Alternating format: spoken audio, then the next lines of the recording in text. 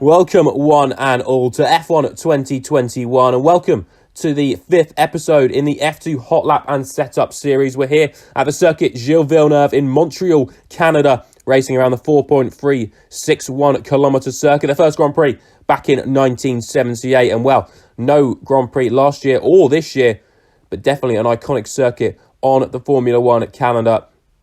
Of course, the Wall of Champions, such a historic part of this circuit, and a lot of other corners as well. We're P4 for us in the BWT HWA RaceLab car.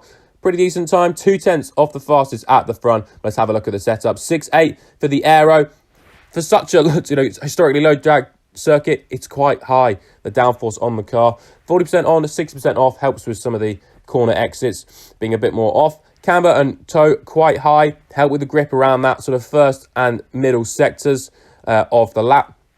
Quite demanding, especially in these cars. Suspension, again, a little bit firmer at the front to help get the car in, and the rear soft for the traction.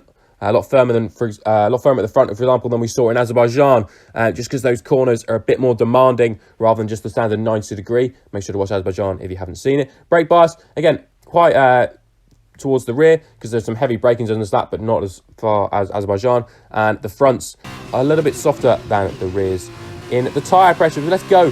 Coming out of the Wall of Champions, the final chicane, racing down towards turn one, open it up, take a little bit wider line, braking just as that sort of concrete patch on the right, really cut across that curve if you can, and into turn two we go, trying to wind the lock on as quickly as you can. You almost want to straight line the exit to try and get the power down as best you can, and now racing down towards turn 3 and 4, of course, with where the controversy between Vettel and Hamilton was. Really want to try and get away with as much curbing as you can on the inside to open up the next part and carry the speed. See a 10th up for us into turn 5 and 7, and now this is a really important part to get the power down as you run through the first of the DRS straights, if you don't include the pit straight. 10th second up now as we go under the bridge to the turn 8-9 chicane. Really want to get as close to that wall as you dare, throw the car in, and then on the curbing, how brave are you to get the throttle down? We weren't as brave that time around, lost about half a tenth because getting the throttle on the curb is treacherous. Into the hairpin, drop it down into first gear to help the rotation, up in a second, kicks the rear round a little bit and get the power down. Now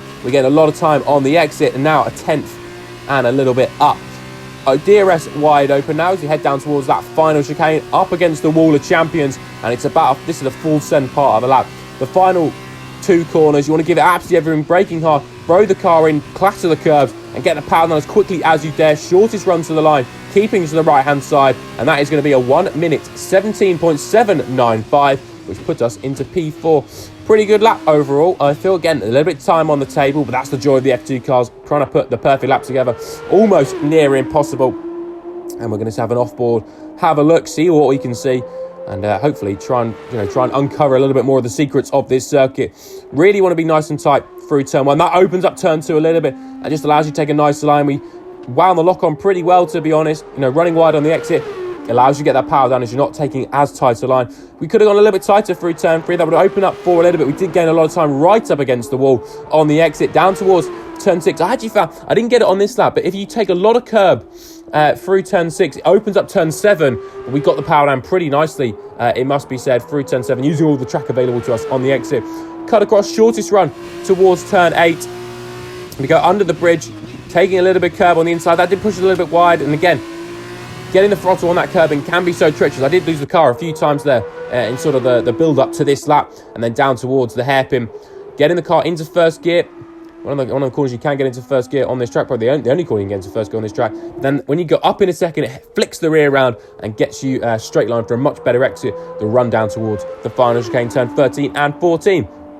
DRS wide open, you want to pick out your braking point. You're going to drop it down into third gear as we go into the final chicane.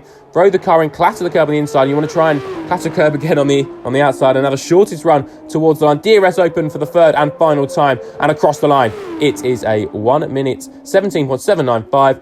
Went for the race, the HWA RaceLab, of course, that racing point, just having the connotations of Canada.